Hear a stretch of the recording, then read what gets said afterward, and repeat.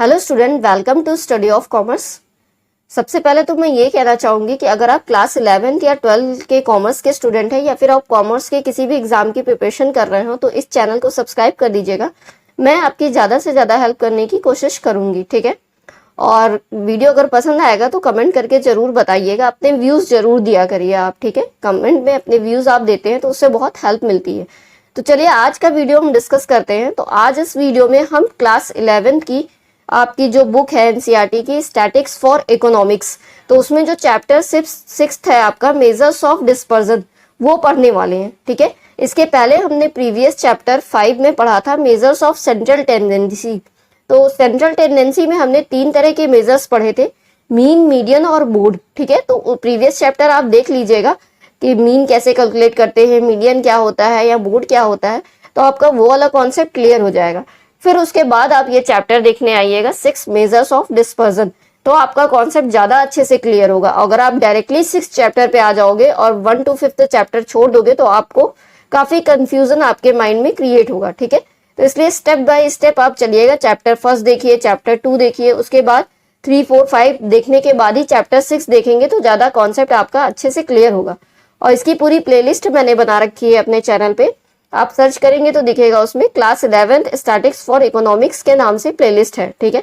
तो चलिए आज का वीडियो स्टार्ट करते हैं। आज हम सबसे पहले डिस्कस करते हैं कि डिस्पर्जन क्या होता है या डिस्पर्जन का मतलब क्या होता है, ठीक है। तो अगर हम डिस्पर्जन की बात करें तो डिस्पर्जन का मतलब इतना सा है कि अभी तक क्या करते थे हम, मेजर्स ऑफ सेंट्रल टेंडेंसी में हम मीन निकालते थे।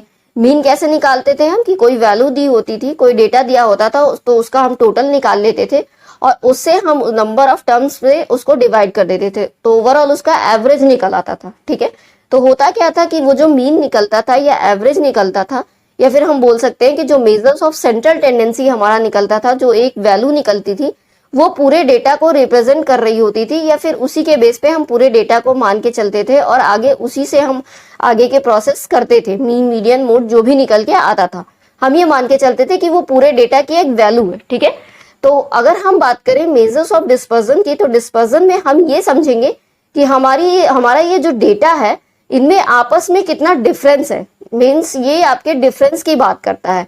डिस्पर्जन हमें बताता है कि हमारा ये जो डेटा दिया हुआ है या जो वैल्यूज दी हुई है इनमें आपस में क्या रिलेशन है या क्या डिफरेंस है, ठीक है। ये हमारा, अगर हमें इस चीज का जवाब पाना हो तो ये हमें डिस्पर्जन से पता चलता है। तो चलिए एक एग्जाम्पल की मदद से हम और अच्छे से समझते हैं कि डिस्पर्जन का मतलब क्या होता है या डिस्पर्जन पढ़ने की जरूरत स्टैटिक्स में क्यों पड़ी, ठीक है। तो फॉर एग्जाम्पल हमारे पास 2 लोग हैं, ए और बी, ठीक है। तो हम ये मान के चलते हैं कि ए और बी 2 पर्सन है, उसमें से जो ए है उनकी सैलरी, उनकी सैलरी फॉर एग्जाम्पल 4K है, यानी 4000 है, ठीक है, एक मंथ में। और सेकेंड टाइम में उनकी सैलरी 5K है, यानी कि 5000 है। और अगर हम बी की बात करें तो बी की सैलरी 4000 है और एक टाइम में उनकी सैलरी 7000 है, ठीक है। तो अब हम इसका टोटल करते हैं तो 5 4 9 हो जाता है, यानी 9000 टोटल आ रहा है। और 9 को अगर हम 2 से डिवाइड करेंगे तो हमारा आ जाएगा 4.5। तो 4.5 हमारा मीन निकल के आया है, यानी एवरेज निकल के आया है, ठीक है। और अगर हम इसका देखें तो इसका 7 4 11 होता है, और 11 को जब हम 2 से डिवाइड करते हैं तो हमारा आ जाएगा 5 पॉइंट समथिंग आ जाएगा, ठीक है। 11 को अगर हम 2 से डिवाइड करते हैं तो हमारा जो मीन आ रहा है, ठीक है। तो दोनों में मीन हमारा डिफरेंस आ रहा है, और जबकि अगर हम देखें तो इसमें केवल 1 का डिफरेंस है दोनों की सैलरी में और इसमें ज्यादा का डिफरेंस है, ठीक है। तो ये जो दोनों के बीच में डिफरेंस ज्यादा का है, या फिर ये दोनों वैल्यूओं के बीच में और हमारे मीन में क्या डिफरेंस है, तो अगर हमें इन सब चीजों का मतलब समझना है तो हमें डिस्पर्जन पढ़ना होगा, ठीक है। मीन्स डिस्पर्जन हमें बताता है कि इन आपस की वैल्यूज में क्या डिफरेंस या क्या फैलाव है, ठीक है। तो आई होप आपको डिस्पर्जन का मतलब क्लियर हो गया होगा। चलिए अब हम एनसीईआरटी की बुक में भी देख लेते हैं कि डिस्पर्जन को कैसे एक्सप्लेन किया गया है, ठीक है। तो चलिए देखते हैं, इंट्रोडक्शन से ही स्टार्ट करते हैं, ठीक है। तो जैसा कि हमने प्रीवियस चैप्टर में पढ़ा था कि how to sum up the data, कि हम सम अप डेटा को कैसे करते हैं या सिंगल वैल्यू से हम अपने पूरे डेटा को कैसे रिप्रेजेंट करते हैं, ठीक है। तो that value does not reveal the variability presented in the data. तो वो जो वैल्यू हमारी निकल के आती है, जो मीन, मीडियन, मोड निकल के आता है, वो पूरी तरीके से हमारी हर वैल्यूज को नहीं रिप्रेजेंट कर पाता। ठीक है, ये फैक्ट है कि हमारी पूरी वैल्यूज को वो रिप्रेजेंट नहीं कर पाता, वो ओवरऑल एक वैल्यू होती है, वो पूरे डेटा को सही तरीके से नहीं रिप्रेजेंट कर पाती। तो इस चैप्टर में हम पढ़ेंगे कि हम वो मेजर्स पढ़ेंगे जो हमारी वैल्यू को और ज्यादा क्वांटिफाई कर पाए या फिर मेजर्स हमारी वैल्यू को और ज्यादा अच्छे से रिप्रेजेंट कर पाए। ठीक है, वो चीज हम इस चैप्टर में पढ़ेंगे, मेजर्स ऑफ डिस्पर्जन में। चलिए आगे देखते हैं।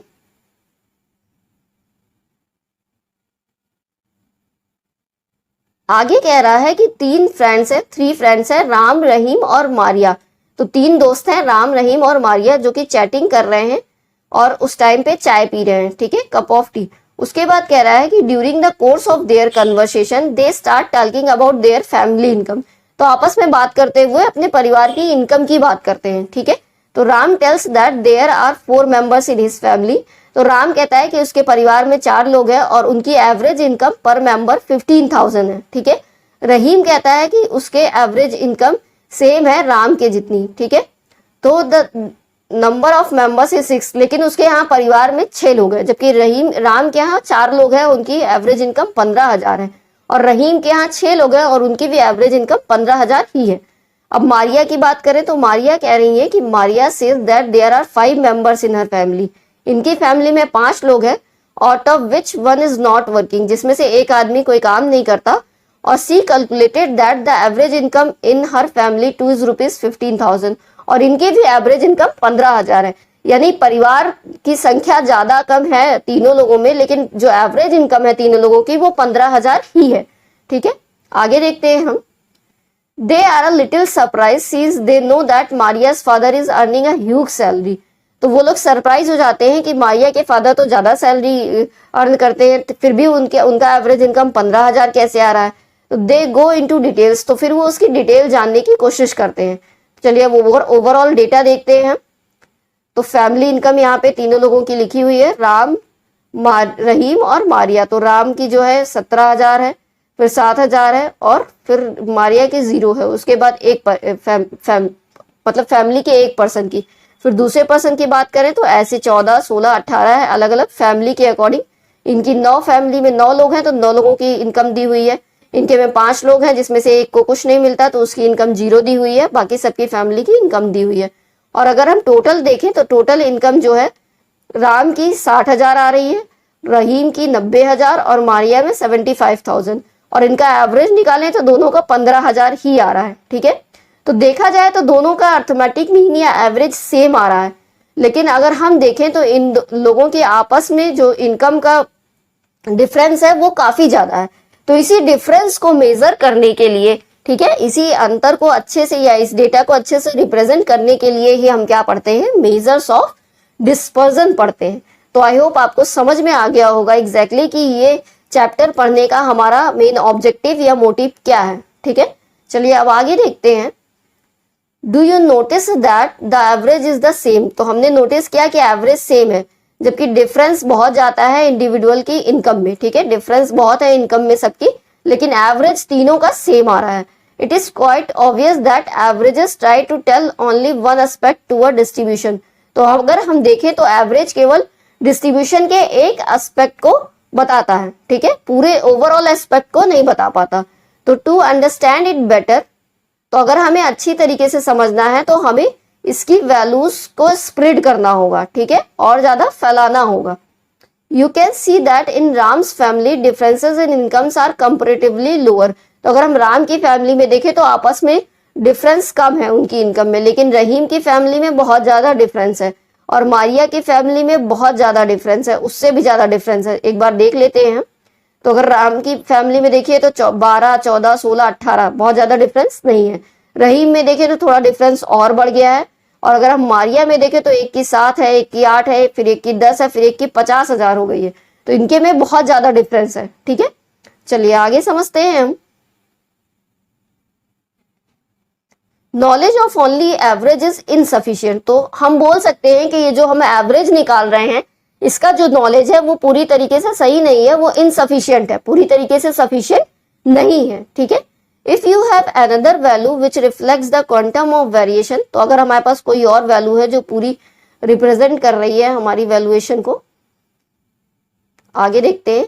In values you understanding of a distribution improves considerably. तो हम उससे अच्छी तरीके से अंडरस्टैंड कर सकते हैं इस डिस्ट्रीब्यूशन को। फॉर एग्जाम्पल, पर capital income gives only the average income. तो अगर हम एग्जाम्पल देखें, जो हमारी पर कैपिटल इनकम होती है वो केवल एवरेज इनकम बताती है। A measures of dispersion can tell you about income inequalities. तो अगर हम मेजर्स ऑफ डिस्पर्जन की बात करें तो ये हमें बताएगा कि ये जो इनकम्स हैं अलग अलग इंडिविजुअल की, इनके बीच में कितनी इनइक्वालिटीज है, ठीक है, कितना अंतर है, कितना डिफरेंस है, यही हमें बताता है मेजर्स ऑफ डिस्पर्जन, ठीक है। thereby improving the understanding of the relative standards of living enjoyed by different data of a society। चलिए आगे देखते हैं। Dispersion is the extent to which values in a distribution differ from the average of the distribution। तो इतनी देर से हम यही समझने की कोशिश कर रहे हैं कि डिस्पर्जन हमें ये बताता है कि हमारा जो मीन या जो मेजर्स ऑफ सेंट्रल टेंडेंसी निकल के आया है उनमें और हमारी जो वैल्यूज है उनमें क्या डिफरेंस है, ठीक है। ओवरऑल ये डिस्ट्रीब्यूशन आपस में कितना डिफर करता है यही हमें बताता है डिस्पर्जन, ठीक है। To quantify the extent of the variation there are certain measures. तो अगर हमें अपने वेरिएशंस को फाइंड आउट करना है डेटा के, तो उसके लिए बहुत से मेजर्स है जो कि हमें पढ़ने होंगे, यानी 3-4 मेजर्स है। पहला है आपका रेंज, दूसरा है क्वार्टाइल डेविएशन, तीसरा है हमारा मीन डेविएशन और चौथा है हमारा स्टैंडर्ड डेविएशन। तो ये सब हमारे प्रैक्टिकल बेस है, इनके अलग अलग फॉर्मूले होते हैं कैलकुलेट करने के, तो जो कि हम इस चैप्टर में आगे पढ़ेंगे, ठीक है। चलिए आगे देखते हैं। Apart from these measures which give a numerical value there is a graphic method for estimating dispersion. तो हमारे पास ये मेथड्स तो वही है जो कि हमें एक न्यूमेरिकल वैल्यू कैलकुलेट करके देते हैं। हमारे पास कुछ ऐसे मेथड्स भी हैं जो कि हम ग्राफिक के थ्रू यानी फिगर्स के थ्रू हम डिस्पर्जन को फाइंड आउट कर सकते हैं। तो हमारे पास ऐसे भी मेथड हैं जो कि हम इस चैप्टर में पढ़ेंगे, ठीक है। चलिए आगे देखते हैं। Range and quartile deviation measure the dispersion by calculating the spread within which the values lie. तो अगर हम रेंज और क्वार्टाइल डेविएशन की बात करें तो वो हमारे डिस्पर्जन को ऐसे मेजर करता है यानी कैलकुलेट करता है जो कि एक स्प्रेड वैल्यूज को बताता है एक दूसरे की, ठीक है। तो अगर हम मीन डेविएशन और स्टैंडर्ड डेविएशन की बात करें तो ये कैलकुलेट करते हैं ऐसी वैल्यूज को जो एवरेज से डिफर होती है, अलग होती है, ठीक है। चलिए नेक्स्ट टॉपिक है हमारा measures based upon spread of values. तो अगर ऐसे मेजर्स हम जो वैल्यूज पे स्प्रेड करते हैं, जो वैल्यूज पे बेस्ड होते हैं, उनको हम कैसे कैलकुलेट करते हैं ये हमको पढ़ना है। तो ये चीज हम नेक्स्ट वीडियो में पढ़ेंगे, यानी इसके नेक्स्ट पार्ट में पढ़ेंगे। तो आई होप आपको वीडियो अच्छे से समझ में आया होगा, डिस्पर्जन का कॉन्सेप्ट अच्छे से समझ में आया होगा। चलिए वीडियो अगर पसंद आएगा तो लाइक कर दीजिएगा और इसको ज्यादा से ज्यादा शेयर करने की कोशिश करिएगा और आगे के वीडियोस देखने के लिए नोटिफिकेशन बटन को भी प्रेस कर दीजिएगा और चैनल को सब्सक्राइब कर दीजिएगा। चलिए थैंक्स फॉर वॉचिंग।